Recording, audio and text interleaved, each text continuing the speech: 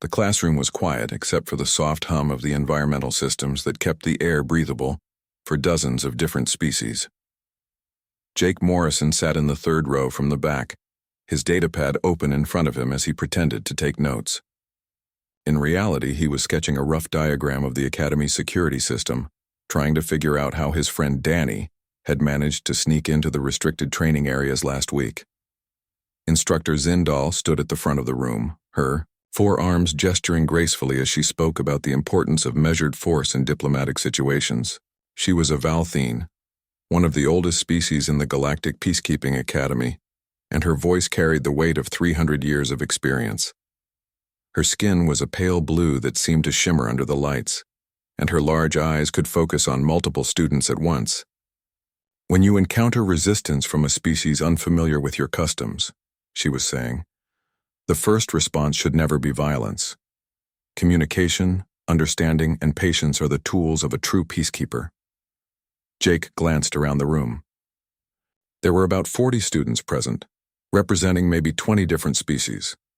Most were paying attention, some were not. The Krelians, in particular, seemed bored. There were 5 of them clustered together on the left side of the room, their massive frames making the Academy's adjustable furniture look like children's toys. Vexthor was the largest of them. He sat with his arms crossed, his dark scales catching the light whenever he moved. The Krelians were a warrior species. Everyone knew that. They had conquered half their solar system before they even developed faster-than-light travel. When they finally reached the stars, they had immediately started challenging other species to combat trials. It took a war and a treaty to get them to calm down, and even now they barely tolerated the Academy's peaceful philosophy. Instructor, Vexthor's voice rumbled through the classroom. A question. Zindal turned to face him, her expression patient. Yes, Vexthor? How does one apply patience to an opponent who sees patience as weakness? His lips pulled back slightly, showing rows of sharp teeth. In my culture, hesitation in combat means death, which is why this class is so important, Zindal replied smoothly. Not every interaction is combat. Not every species views strength the same way your people do. One of the other Krelians, a female named Kresh, laughed. No, some species are just weak and call it wisdom. A few students shifted uncomfortably. Jake kept his eyes on his datapad, but his hand stopped moving. He had heard this kind of talk before. The Krelians loved to talk about strength and weakness, especially when humans were in the room. Interesting. Perspective, Zindal said, her tone cooling slightly. Perhaps you'd like to elaborate on which species you consider weak. I think we all know, Vexthor said, standing up slowly. He was nearly 8 feet tall when he straightened to his full height. The newest members of the galactic community, the ones who still use chemical propulsion for their planetary defense systems, the ones whose bones break so easily. Jake looked up now. Several students were glancing in his direction and at the other 2 humans in the class. Across the room, Kira Bennett sat perfectly still, her green eyes fixed on Vexthor with an expression that gave nothing away. The third human, a guy named Pete, looked like he wanted to sink into his chair. The humans, Vexthor continued, barely survived their own planet. They have no natural weapons, no enhanced strength, no protective armor on their skin. They are fragile, and yet they sit in our academy pretending they belong among warriors. Instructor Zindal raised one of her hands.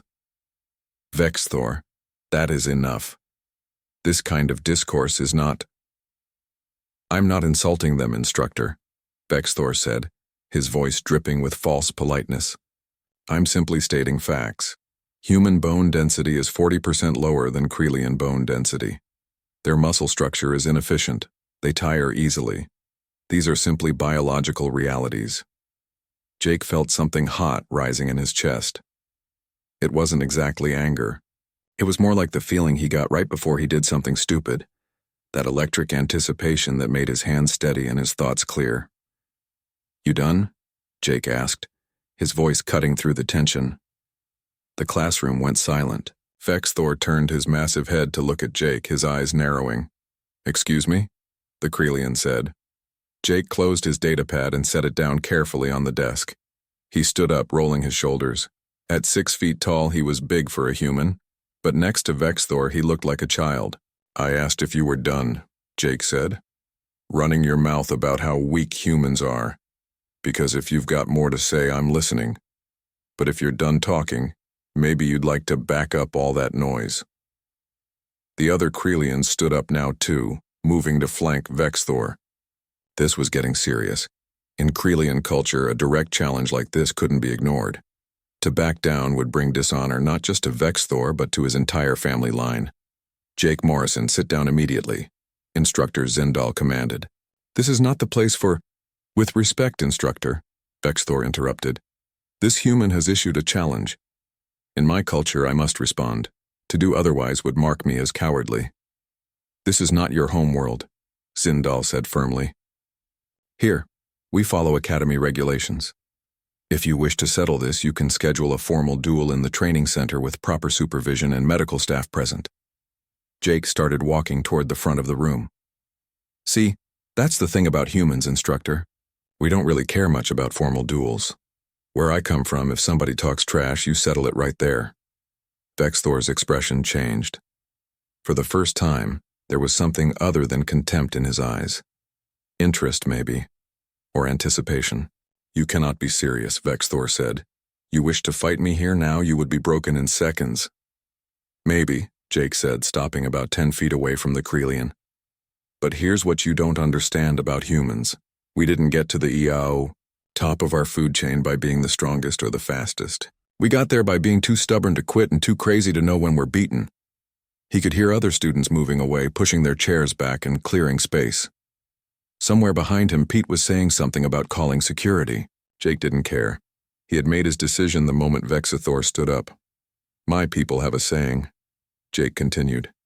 It's better to die on your feet than live on your knees. So here I am, on my feet. What are you going to do about it? Vexithor looked at Instructor Zindal, who had all 4 hands raised in a gesture of helplessness.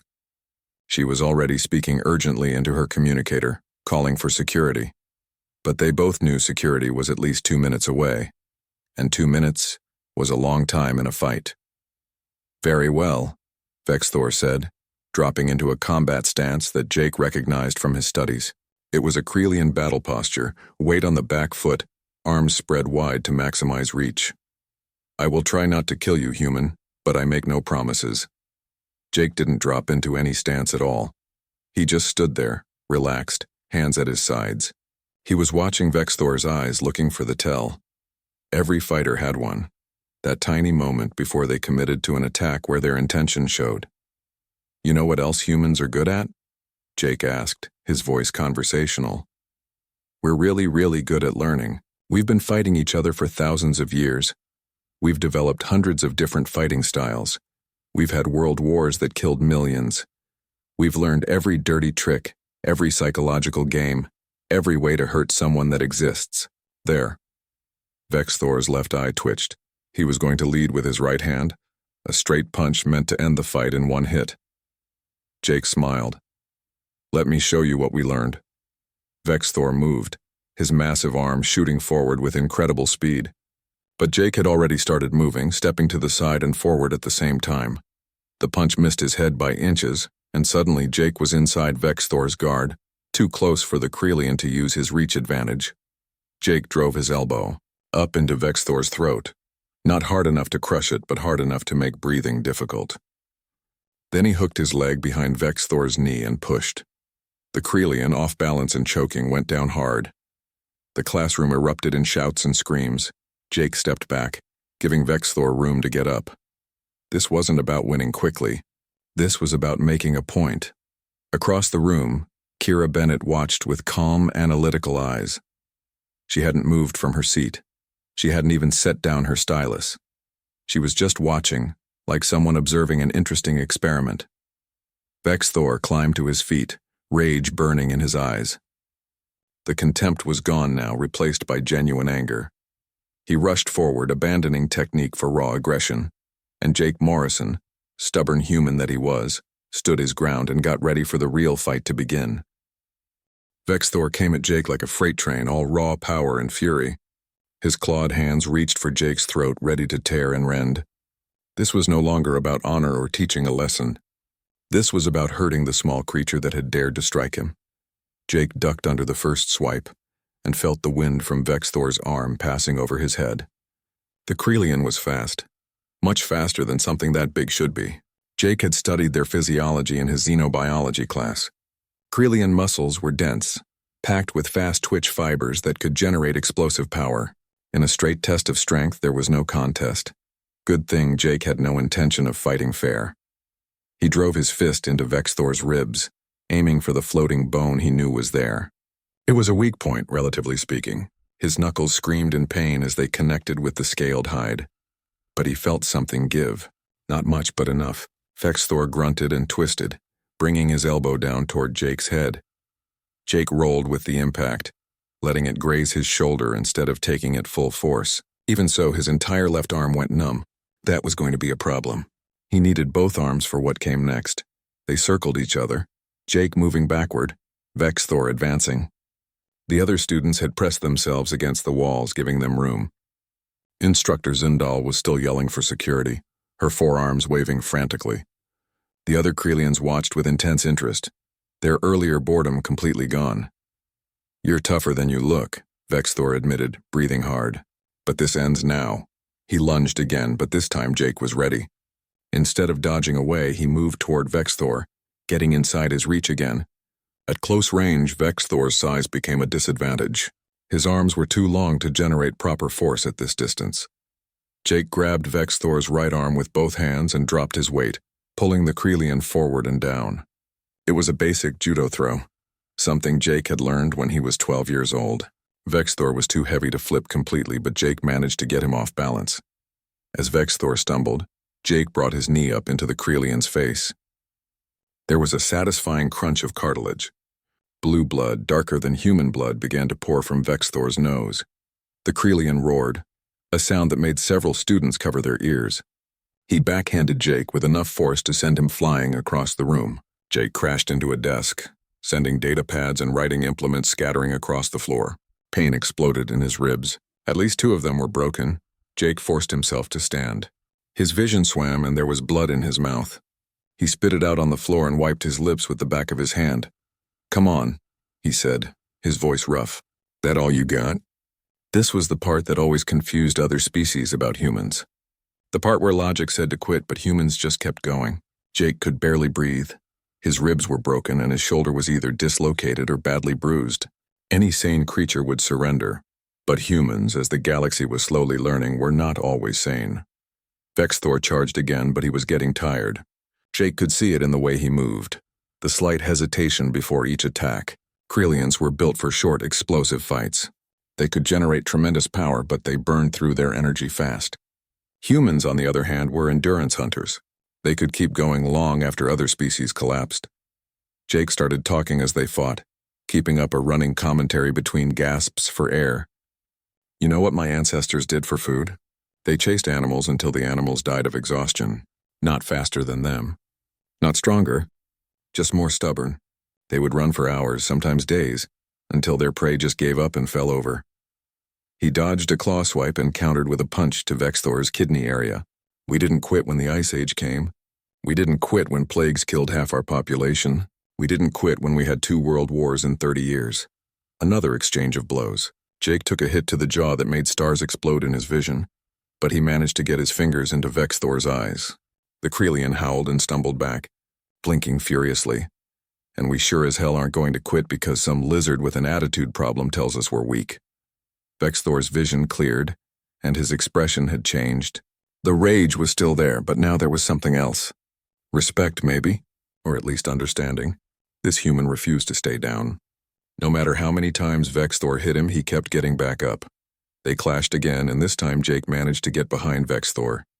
He jumped onto the Krelian's back, wrapping his legs around the thick torso and his arms around the neck. It was a rear naked choke, one of the most effective submissions in human martial arts.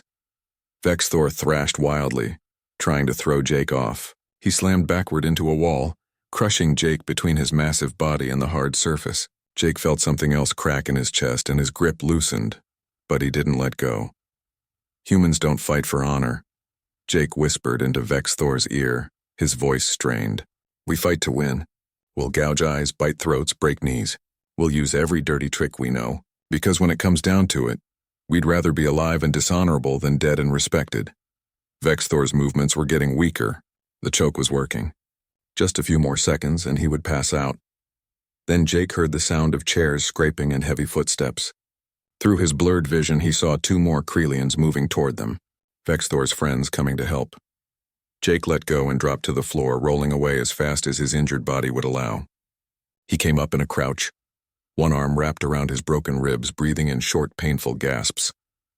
3 Krelians now faced him. Vex Thor was leaning against the wall, one hand at his throat, breathing hard. The other 2 were fresh, uninjured, and very angry. "This is not honorable," Jake said, looking at the newcomers. "This was one-on-one." Kresh, the female Krelian, laughed. "You spoke of human tricks and dirty fighting. Did you expect us to follow rules you yourself ignore?" She had a point. Jake had just spent the last 5 minutes explaining why humans didn't fight fair. Now he was complaining about unfair odds. The irony wasn't lost on him. "Fair enough," he said, straightening up as much as he could. "Let's do this." The 2 new Krelians moved to flank him, spreading out to attack from different angles. Jake knew he couldn't win this. He was already hurt, exhausted, and running on adrenaline that would crash soon. 3-on-1 against opponents who each outweighed him by 100 pounds was suicide. But he had made his point. He had shown that humans weren't weak. He had shown that size and strength weren't everything. And if he was going to lose, he was going to lose on his feet, fighting until he couldn't fight anymore. The Krelians moved in together, coordinating their attack. Jake tried to dodge, but his body was too slow, too damaged. A fist caught him in the chest, right where his ribs were broken. He heard himself scream, a sound that didn't seem to come from his own throat. Another hit, this one to his face. His nose broke and blood poured down his chin. He swung back wildly, connecting with something solid, but it didn't seem to matter. There were too many of them. A clawed hand grabbed his shirt and lifted him off the ground. Jake found himself face to face with Kresh, her breath hot on his face. "You fought well, human," she said, "but this is where it ends."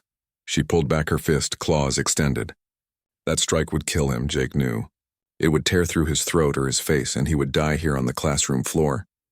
He tried to think of something clever to say, some final human defiance. But his mind was fuzzy, and all he could think was that he hoped someone had been recording this. At least his death would be educational. Then a voice cut through the chaos, calm and cold as winter ice. "That's enough." Everyone froze. Kresh's fist stopped inches from Jake's face. The classroom, which had been full of shouts and the sounds of combat, suddenly went quiet. Jake turned his head, blood running into his eyes, and saw Kira Bennett standing up from her desk. She set down her stylus with careful precision and began walking toward them. "I said," she repeated, her voice unchanged. "That's enough." Vex Thor laughed, the sound bubbling up from his damaged throat. "Another human? You cannot be serious. This one at least had the spirit to fight. What will you do, female? Offer us diplomatic solutions?" Kira didn't respond. She just kept walking, her movements smooth and unhurried. She was small for a human, maybe 5.5 feet tall, with short dark hair and the kind of lean build that came from discipline rather than genetics. Her uniform was perfectly pressed, not a wrinkle visible. Even now, with violence erupting around her, she looked like she had just stepped out of a recruiting poster. Jake tried to say something, to warn her off, but Kresh still had him by the shirt, and all that came out was a wet cough that sprayed blood. The third Krelian, a male named Torvik, moved to intercept Kira. He was the smallest of the 3, which meant he was only about 7.5 feet tall and probably weighed around 400 pounds. "Go back to your seat, little one," Torvik said, reaching out to push her aside. "This does not concern you." What happened next took less than 2 seconds, but to Jake it felt like watching something in slow motion. Kira's hand moved in a blur. She caught Torvik's wrist as it came toward her, twisted it at an angle that made Jake's stomach turn, and stepped into the Krelian's space. Her other hand shot up and struck Torvik under the jaw with the heel of her palm. The sound of the impact was like a gunshot. Torvik's eyes rolled back in his head. His knees buckled. Kira released his wrist and let him fall, stepping aside as his massive body crashed to the floor with a boom that shook the room. Total time elapsed, maybe 2 seconds. Torvik didn't move again. The classroom was absolutely silent. Every student, every species stared at the unconscious Krelian on the floor, then at the small human woman standing over him. Kira looked at Kresh and the injured Vexthor. Her expression hadn't changed at all. She might have been discussing the weather. "Put him down," she said, nodding toward Jake. Kresh's face contorted in rage. She threw Jake aside like a rag doll, and he hit the floor hard enough to knock what little air remained out of his lungs. She faced Kira, dropping into a combat stance. "You got lucky with Torvik," Kresh hissed. "He was not expecting you to fight. I am ready. Let us see how lucky you are twice." Vexthor moved to flank Kira, still holding his throat but clearly recovered enough to fight. 2-on-1 now, both of them ready and angry. Kira rolled her shoulders once, a small, almost casual gesture. Then she moved. This time, Jake could track her movements, but only barely. Kira flowed like water, like she knew exactly where every attack would come from before it happened. Kresh lunged, claws extended, aiming for Kira's face. Kira ducked under the strike, pivoted on her back foot, and drove her elbow into Kresh's ribs. The sound of cracking bone was very clear in the silent room. Kresh gasped and stumbled. Before she could recover, Kira had already moved on to Vexthor. The big Krelian threw a punch that would have taken Kira's head off if it connected. It didn't connect. Kira swayed back just enough for the fist to pass in front of her face, close enough that Jake could see her hair move in the wind of its passing. Then Kira stepped in and struck Vexthor's extended arm 3 times in rapid succession.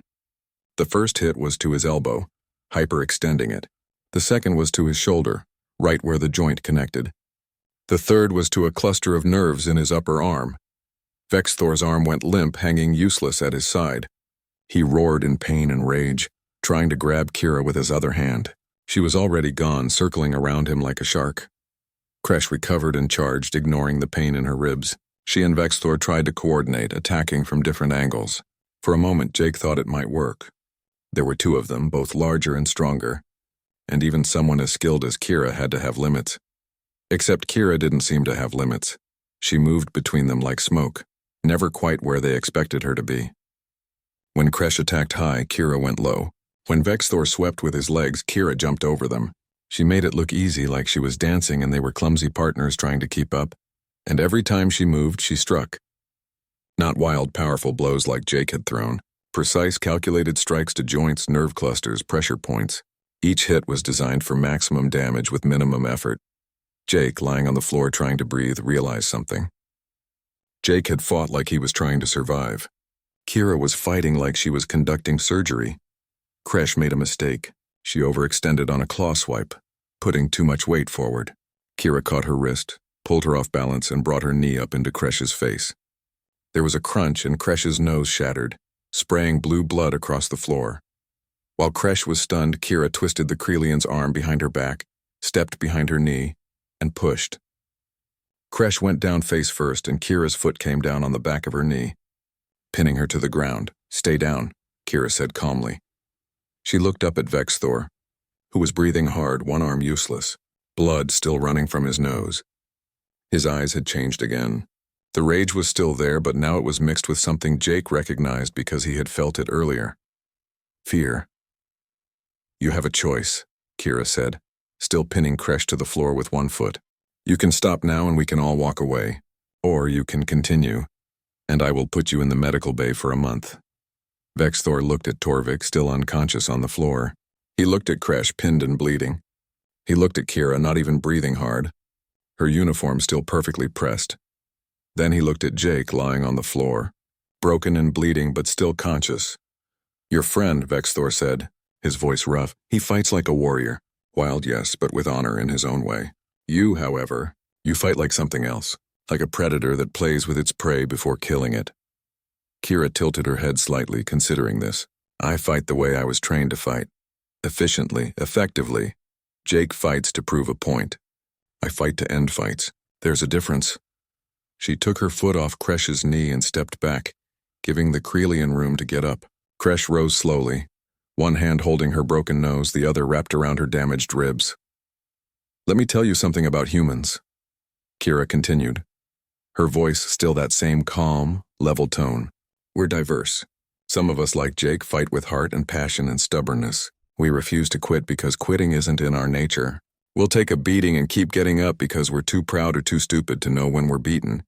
She gestured toward Jake, who managed to raise one hand in a weak acknowledgement. But some of us, Kira continued, we were trained, shaped, turned into something specifically designed to fight. We studied every martial art our species ever created. We learned anatomy, physics, psychology. We practiced 10,000 hours until our movements became instinct. We don't fight because we're angry or because we need to prove something. We fight because it's what we do, and we do it very, very well. She took a step toward Vexthor, and the big Krelian actually stepped back. Jake started this fight because you insulted his species. He wanted to show you that humans aren't weak. I'm ending this fight because 3 of you attacking one person crosses a line. If you had kept it one-on-one, I would have let Jake finish it himself, win or lose. But you didn't, so here we are. Instructor Zindal finally found her voice. Security is almost here. Everyone stay where you are. Kira glanced at the instructor, then back at the 3 Krelians. You wanted to know about human strength? Here's the truth. Our strength isn't in our muscles or our bones. It's in our adaptability. We produce fighters like Jake, who will never quit no matter the odds. And we produce fighters like me, who are trained to win no matter the opponent. We're terrifying because you never know which kind of human you're facing until it's too late. She walked over to Jake and knelt beside him. You okay? Jake coughed, winced, and managed a weak smile. Been better. Been worse too, actually. Can you stand? Maybe. Give me a minute. Kira helped him sit up, supporting his weight. Jake looked at the 3 Krelians, all of them injured, all of them staring at Kira with newfound respect and wariness. Sorry I interrupted your fight, Kira said quietly. Just for Jake to hear. Are you kidding? Jake whispered back. That was the coolest thing I've ever seen. Where did you learn to fight like that? Kira's expression didn't change. Classified. The doors burst open and security poured in along with medical staff carrying stretchers and equipment. The organized chaos of aftermath began, with statements being taken and injuries being assessed. But Jake, supported by Kira and watching the Krelians being led away, couldn't help but smile despite the pain. The message had been delivered loud and clear. The medical bay was quiet, except for the soft beeping of monitors and the occasional hiss of automated equipment. Jake lay in a diagnostic bed while machines scanned his body, cataloging every injury. 2 broken ribs, 1 fractured, a dislocated shoulder that had already been popped back into place, a broken nose, multiple contusions, and a mild concussion. The doctor, a tall insectoid being named Ticklix, had made several clicking sounds of disapproval while reviewing the scans. You are fortunate, Ticklix said, his translator rendering his clicks into standard galactic common. Had those Krelians continued their assault for another 30 seconds, you would have sustained permanent organ damage. Possibly death. Jake nodded, then immediately regretted it as pain lanced through his head. Yeah, well, somebody stopped them.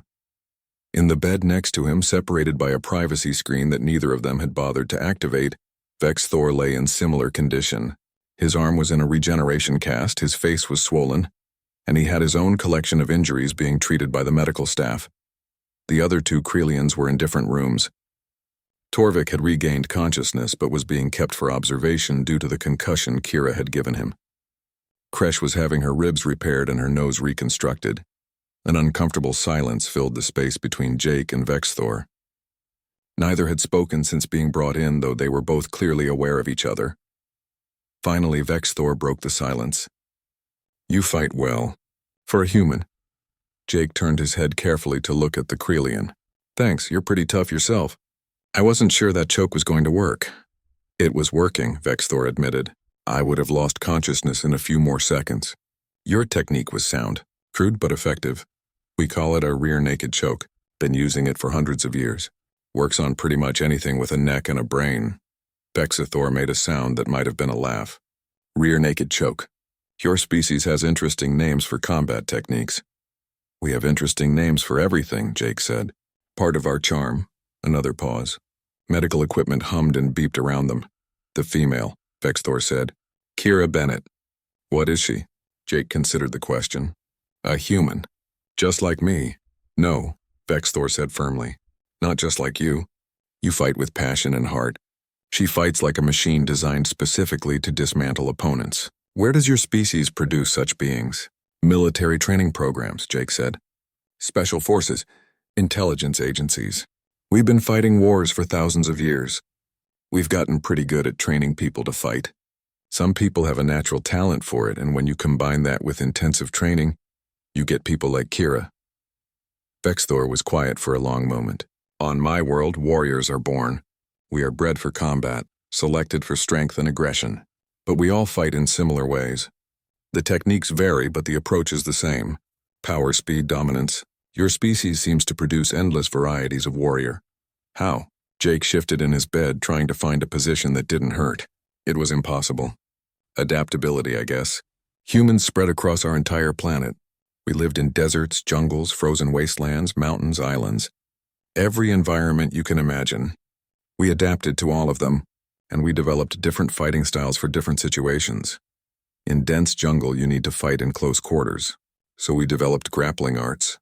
In open plains, you need to keep distance, so we developed striking arts with long reach. In water, in snow, in cities, in forests, every environment produced different solutions to the same problem of how to hurt someone effectively. He paused to catch his breath, his ribs aching. Then we started fighting each other with weapons. Swords, spears, bows, guns. Every new weapon changed how we fought, and we never forgot the old ways. We kept them all, refined them, combined them. By the time we reached the stars, we had thousands of years of combat knowledge from hundreds of different cultures. Vexthor processed this. So Kira Bennett represents what? Your species' pinnacle of combat effectiveness? Maybe, Jake said. Or maybe she's just really good at her job. There are probably humans out there even better than her. That's the thing, Vexthor. You never know. That's why you shouldn't underestimate us. The Krelian made a sound that was definitely a laugh this time, though it ended in a pained grunt. A lesson I have learned today, painfully. Security Chief Naxron entered the medical bay, his three-eyed gaze sweeping across both patients. He was a Trexian, a species known for their strict adherence to rules and procedures. His uniform was immaculate, and his bearing suggested someone who took his job very seriously. Jake Morrison, Vexthor of Clan Drachnus, he said, his voice formal. You are both required to give statements regarding the incident in Classroom 7. Medical staff has cleared you for questioning. For the next hour, Jake recounted everything that had happened. Naxron recorded it all, occasionally asking for clarification or additional details. When Jake finished, the security chief was silent for a long moment. You are aware, he finally said, that fighting in academy facilities is grounds for immediate expulsion? Yes, sir, Jake said. And yet you chose to engage in combat anyway? I responded to a challenge, Jake said. Maybe not the smartest choice, but yeah, I made it. And when 2 additional Krelians joined the fight, why did you not attempt to flee or call for help? Jake thought about that. Honestly? By that point, I was mostly just trying not to die. Fleeing seemed like a good way to get clawed in the back. Naxron made some notes on his datapad. And Kira Bennett's intervention? She saved my life, Jake said simply. I'm not sure I'd have survived another 10 seconds. The security chief turned to Vexthor. Your statement confirms Morrison's account. You initiated the verbal provocation. You accepted his challenge. Your clanmates interfered in what should have been single combat. That is correct, Vexthor said. Why did they interfere? Vexthor's expression was difficult to read through the swelling, but Jake thought he looked ashamed. They could not bear to see me lose to what they perceived as a lesser being. They acted to preserve my honor. It was a mistake that nearly resulted in a student's death, Naxron said coldly. This matter will be referred to the disciplinary council. You will be notified of the hearing schedule. He left without further comment. Jake and Vexthor were alone again with the medical equipment in their thoughts. What will your people think? Jake asked. About you losing to a human? That depends, Vexthor said, on how I tell the story. If I say I was defeated by a weak, fragile creature, I will be shamed. But if I say I was defeated by a warrior who refused to quit despite impossible odds, and then witnessed his clanmate dismantle 3 Krelian fighters with surgical precision, then perhaps the story is different. How so? Perhaps the story becomes one of learning, of discovering that strength takes many forms, of recognizing that we Krelians, for all our power, may have something to learn from humanity. Jake smiled, though it hurt his face. You know, for a species that just attacked me, you're pretty philosophical about losing. Warriors who cannot learn from defeat are doomed to repeat it, Vexthor said. That is something my father taught me. I did not truly understand it until today. The door opened again, and this time it was Kira who entered. She looked exactly as she had during the fight. Perfectly composed and showing no signs of the violence she had engaged in, she walked to Jake's bed and looked down at him. "How are you feeling?" she asked. "Like I got hit by 3 Krelians," Jake said. "How are you feeling?" "Fine." She glanced at Vexthor. "No injuries?" "None worth mentioning," she said. "A few bruised knuckles." Vexthor stared at her. "You fought 3 of my people and received bruised knuckles?" "I didn't get hit," Kira said, as if this should be obvious. "The point of fighting efficiently is to not get hit. Who trained you?" Vexthor asked, and Jake heard genuine curiosity in his voice. Kira was quiet for a moment. "That's classified." "Classified," Vexthor repeated. "Your species has classifications for their warriors?" "Some of them," Kira said. "Look, I didn't come here to chat about my background. I came to check on Jake and to tell you both that the disciplinary hearing is scheduled for tomorrow morning." "That fast?" Jake asked. "The Academy wants this resolved quickly. Too many students witnessed it. Word is spreading throughout the station. Apparently humans defeating Krelians in combat is big news." Vexthor groaned. "Wonderful. My humiliation will be known across the entire Academy by morning." "Could be worse," Jake said. "You could be known as the guy who got his ass kicked by a human and then needed his friends to save him." "That is exactly what happened," Vexthor said miserably. "Yeah. But the story doesn't have to be told that way. Kira's right, you know. The story people tell matters. Right now, students are probably talking about how the mighty Krelians learned not to underestimate humans. That's not humiliation. That's education." Kira looked at Jake with something that might have been approval. "You're smarter than you look. Thanks." I think she turned to leave, then paused. "Jake, try not to start any more fights until you heal. And Vexthor, try not to underestimate any more humans. We're full of surprises." After she left, Vexthor looked at Jake. "Is she always like that?" "No idea," Jake admitted. "Today was the first time I've ever heard her." The disciplinary hearing took place in one of the Academy's formal chambers, a circular room with seating arranged in tiers that rose toward the ceiling. The tribunal consisted of 5 members representing different species and different departments of the Academy. At the center sat Dean Morthas, an elderly Keruvian whose silver feathers were marked with the blue stripes of high academic achievement. Jake sat on one side of the room, his ribs still wrapped in regenerative bandages, his face showing the spectacular bruises that came with a broken nose and multiple impacts. Kira sat beside him looking completely normal, as if she attended disciplinary hearings every day. On the other side sat Vexthor, Kresh, and Torvik. All 3 wore ceremonial Krelian garments instead of their usual Academy uniforms. Jake didn't know much about Krelian culture, but he recognized the gesture. They were appearing as representatives of their species, not just as individual students. Between them, in a neutral position, sat Instructor Zindal, who would serve as a witness. Dean Morthas opened the proceedings with a brief statement about the seriousness of the situation and the Academy's commitment to peaceful resolution of conflicts. Then he turned his attention to the recordings. The classroom had multiple cameras, as all teaching spaces did. The tribunal watched in silence as the entire incident played out on the large screens. Jake watched himself stand up and challenge Vexthor. He watched the fight, saw himself get beaten down, saw the moment when 2 more Krelians joined in. Then he watched Kira stand up and walk toward them. Even knowing what happened, even having been there, watching it on screen was different. Kira's movements looked almost inhuman in their precision.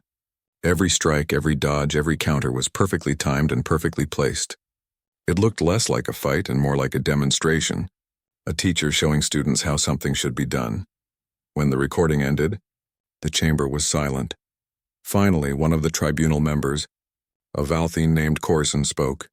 "This is one of the most disturbing incidents of violence we have seen at this academy in 50 years. 3 students engaged in what could easily have become a fatal assault.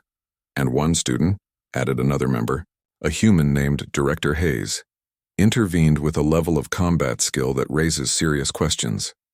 Dean Morthas held up a hand for silence. "We will address each aspect separately. First, the initial confrontation. Vexthor, you openly provoked Jake Morrison with statements about human physical weakness. Why?" Vexthor stood, as was traditional in Krelian culture when addressing superiors. I believed what I said to be factually accurate, Dean. Humans do have lower bone density than Krelians. Their muscle structure is less efficient for generating power. These are biological facts. Facts stated with the intention to insult and demean, Corson said. Yes, Vexthor admitted. That was my intention. I viewed humans as inferior, and I wished to make that view known. He was arrogant and foolish. Jake was surprised by the admission. He had expected Vexthor to defend his actions or minimize them. Dean Morthus turned to Jake, and you, Morrison, responded to verbal provocation with a physical challenge. Why? Jake stood, wincing at the pain in his ribs. Because talking wasn't going to change his mind. Sir, I've been at this academy for 3 months. I've heard the whispers, the comments, the little jokes about humans being fragile. Most of the time I ignore them. But Vexthor didn't whisper. He stood up in front of the entire class and basically said humans don't belong here. So you decided to prove him wrong through violence? I decided to show him that human strength isn't just about muscle and bone. It's about will. It's about refusing to quit. Yeah, I knew he was bigger and stronger. I knew I'd probably lose. But I also knew that if I didn't stand up, if I just sat there and took it, then he'd be right. Humans would look weak. Director Hayes leaned forward. So this was about pride? About your species' reputation? Yes, sir, Jake said. Maybe that's stupid. Maybe I should have reported him to an instructor or filed a complaint. But that's not who I am. That's not who humans are. When someone challenges us, we respond. Even when responding means severe injury or death? Corson asked. Even then, Jake confirmed. The tribunal members exchanged glances. Dean Morthus made some notes on his datapad before continuing. Kresh, Torvik, you both interfered in what was clearly intended as single combat between Morrison and Vexthor. Explain your actions. Kresh stood, her movement stiff due to her healing ribs. In Krelian culture, we fight as packs. When one of our clan is threatened, we respond together. We saw our pack brother losing to what we perceived as a lesser being, and we could not allow it. You could not allow it, Morthus repeated. So you chose to violate academy regulations and potentially kill another student? We did not intend to kill him, Torvik said, standing as well. We intended to teach him a lesson about challenging his betters. His betters, Director Hayes said, her voice sharp. You consider yourselves Morrison's betters? Torvik hesitated, glancing at the screens where Kira's intervention was frozen in mid-strike. I considered myself his better. Then I met Kira Bennett. Now I am less certain. That got a ripple of reaction from the gallery, where other students and faculty had gathered to watch the proceedings. Dean Morthus turned his attention to Kira, who had remained seated and silent throughout. Kira Bennett. Stand, please. Kira stood smoothly, her posture perfect. You intervened in an ongoing physical altercation, Morthus said. You struck 3 students, rendering 1 unconscious and seriously injuring the other 2. Yet you yourself sustained no significant injuries. The tribunal requires an explanation. I stopped 3 students from killing another student, Kira said, her voice calm. I used the minimum force necessary to achieve that goal. The minimum force? Corson said skeptically. You put Torvik in the medical bay with a concussion. You broke Kresh's ribs and nose. You damaged Vexthor's arm severely enough that it required regenerative treatment. Yes, Kira agreed. That was the minimum force required to stop 3 Krelian warriors in combat rage from killing Jake Morrison. If I had used less force, they would have continued their attack. If I had used more force, they would be dead. The chamber went very quiet. Director Hayes looked at Kira with an expression Jake couldn't quite read. Your file is interesting, Bennett. According to Academy records, you're a 4th-year student studying interspecies diplomacy, yet you demonstrate combat skills far beyond what any diplomacy program teaches. Would you care to explain that discrepancy? No, ma'am, Kira said. That information is classified. Classified by whom? I'm not authorized to say, ma'am. Hayes looked at the other tribunal members, then at Dean Morthus. This presents a problem. We have a student with classified military training attending our academy under false pretenses. Not false pretenses, Kira corrected gently. I am a student studying interspecies diplomacy. That's true. I also have additional training. Those 2 facts are not mutually exclusive. Are you a spy? Corson asked bluntly. No, sir. I'm a student who was asked to observe this class as part of a teaching evaluation for Instructor Zindal. Nothing more. Instructor Zindal stood. If I may, Dean Morthus, I can confirm that Bennett was observing my class with my knowledge and consent. She has been auditing several courses this semester as part of an advanced study program. An advanced study program that includes hand-to-hand combat training sufficient to defeat 3 Krelian warriors? Corzin said. The program's curriculum is comprehensive, Zindal said diplomatically. Dean Morthus studied Kira for a long moment. Bennett, do you believe your intervention was justified? Yes, sir. 3-on-1 is not a fair fight. Jake Morrison was going to die. I stopped that from happening. If that violates Academy regulations, I accept the consequences. And if we decide that your presence here poses a security risk, that having a student with your capabilities and unknown background presents a danger to other students? Kira didn't hesitate. Then I'll leave. But with respect, sir, Jake Morrison's presence here poses just as much risk. He demonstrated today that humans will fight impossible odds rather than surrender. That's arguably more dangerous than my training, because you can't predict when or how he'll respond to threats. Jake felt everyone's eyes turn to him. He shrugged, then immediately regretted it as pain shot through his shoulder. She's not wrong, he said. Humans are kind of unpredictable that way. Dean Morthus actually smiled, a brief quirk of his beak that disappeared almost immediately. Indeed, this tribunal needs time to deliberate. All parties will wait in the adjacent chambers until we reach a verdict. The wait was longer than Jake expected. 2 hours passed while he, Kira, and the 3 Krelians sat in separate waiting rooms. Jake spent the time trying not to think about getting expelled. He had worked hard to get accepted to the academy. If he got kicked out for fighting, his parents would kill him. After his drill instructor killed him. After he killed himself from embarrassment. Finally, they were called back in. Dean Morthus looked tired, like the deliberations had not been easy. This tribunal has reached its decision. Vexthor of Clan Dracnus, you initiated this incident through deliberate provocation and accepted a physical challenge in violation of Academy protocols. However, you have shown genuine remorse and understanding of your errors.